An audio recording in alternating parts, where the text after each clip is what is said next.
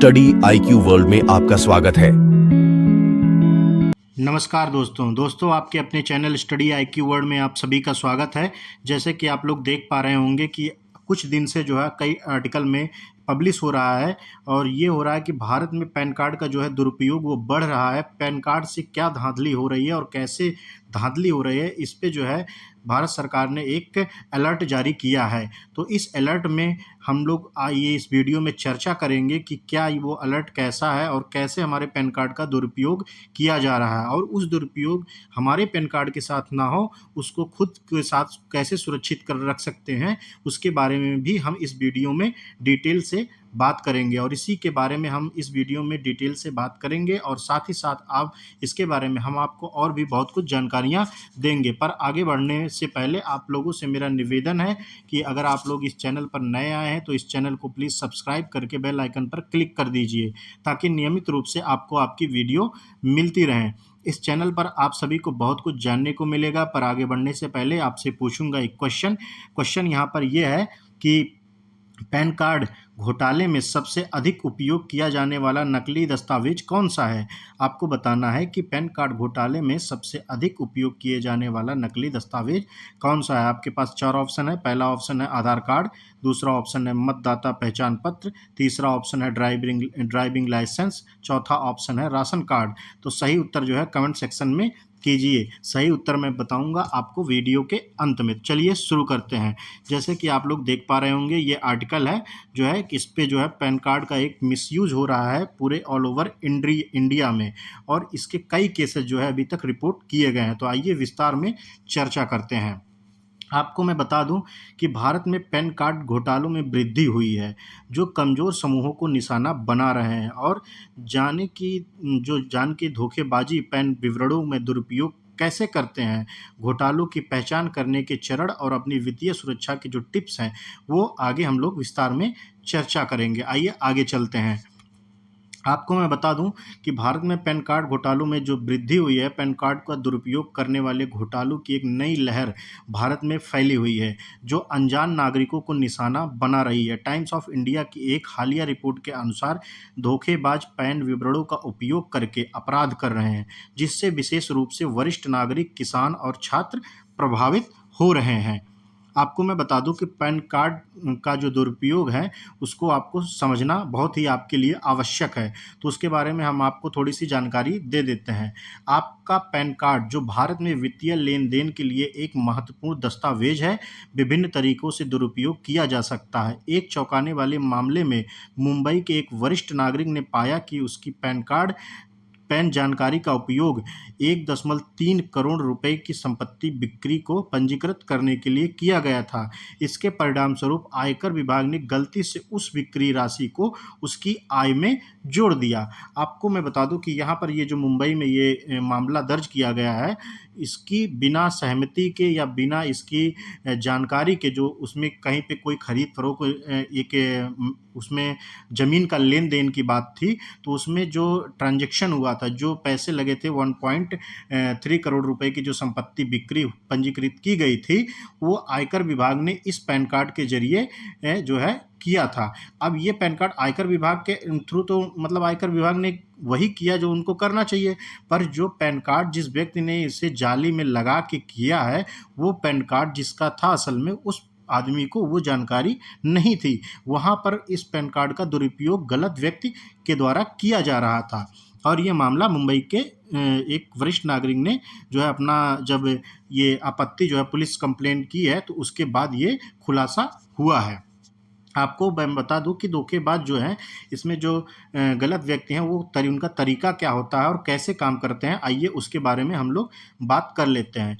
धोखेबाज जो है अक्सर ऐसे व्यक्ति को निशाना बनाते हैं जो तकनीकी रूप से बहुत जानकार या सतर्क नहीं होते हैं। वो विभिन्न तरीकों से पैन विवरण प्राप्त कर सकते हैं और फिर उनका उपयोग अवैध गतिविधियों के लिए कर सकते हैं, जैसे कि नकली संपत्ति पंजीकरण।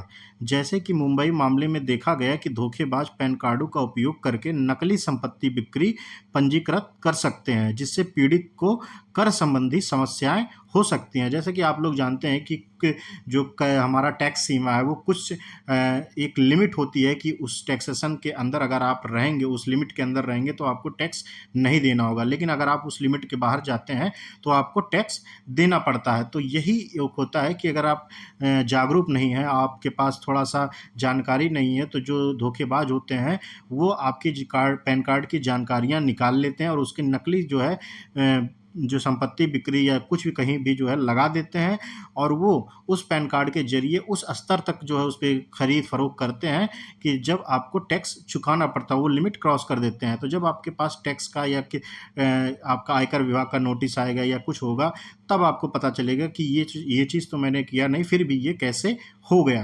तब आप ये मामला पूरा उठाएँगे।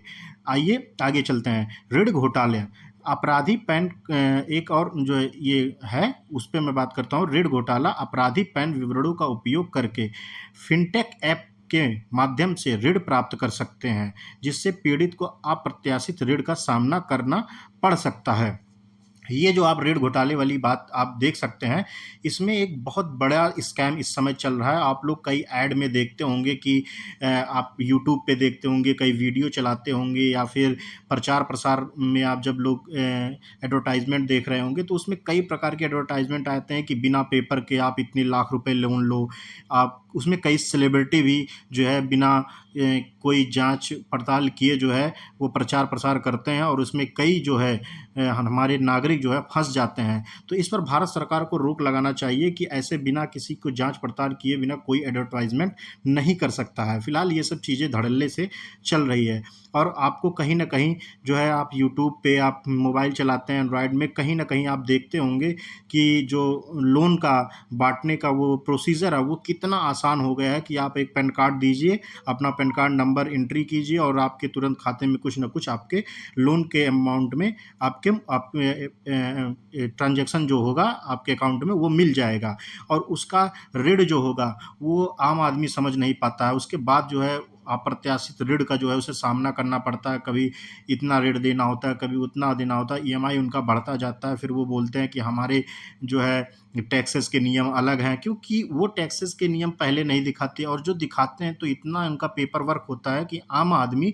समझ ही नहीं पाता है कि ये पेपर वर्क है क्या और किस कारण हमको पूछा जा रहा है। उसको तो बस लोन लेने की जल्दी रहती है और वो लोन लेने के चक्कर में ऐसे-ऐसे पेपर वर्क देखना भूल जाता है कि उसमें वो आगे चलकर बहुत ही बड़ी समस्या का वो सामना उसको करना पड़ता है। तो आइए अब मुझे उम्मीद है कि इन सब चीज़ों में आप लोग ये चीज़ें समझ गए होंगे कि ये जो लोन देते हैं और जो 5 मिनट में लोन देते हैं, जो बिना कागज़ के लोन देते हैं, वो किस तरह के लोन होते हैं और कैसे लोन होते हैं। उम्मीद करता हूँ आप इन सब जालसाजियों से बचे रहेंगे। आइए आगे चलते हैं।